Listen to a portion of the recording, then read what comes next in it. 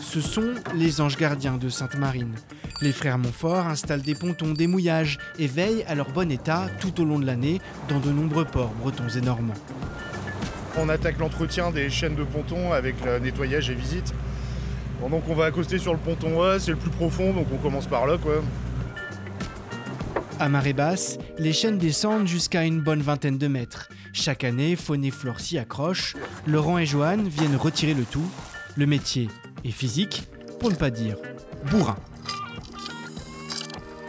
On va aller nettoyer le haut de la chaîne avec sa hache. Ensuite, je lui file l'appareil. Il va le clamper sur la chaîne, il va mettre l'axe dedans. Et après, avec ses bras, il va faire comme ça tout le long de la chaîne pour enlever les moules.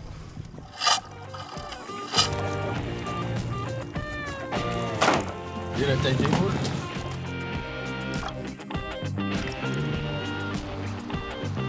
Quand il y a ça sur 15 mètres de hauteur, vu que sur chaque ponton il y a pas loin d'une dizaine de chaînes, ça fait du tonnage en plus sur la structure. Donc le ponton, il apprécie pas trop, quoi.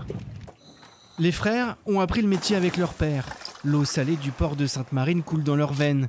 Travailler en famille depuis le berceau présente certains avantages.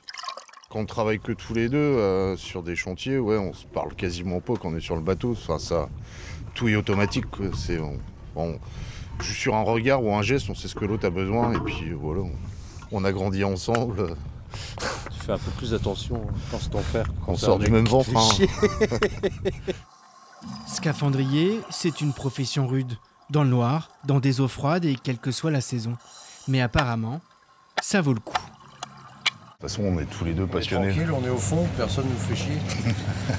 À part les poissons, on parle pas à grand monde, c'est pas mal. On est quand même en pleine nature, au fond de la mer, ou alors dans des endroits, dans des ports où on est tranquille, dans des rivières. On est en contact direct avec la nature et ça nous plaît, quoi. En Bretagne, ils sont une poignée à réaliser ce type de mission. Un métier de l'ombre, indispensable à l'existence même des ports.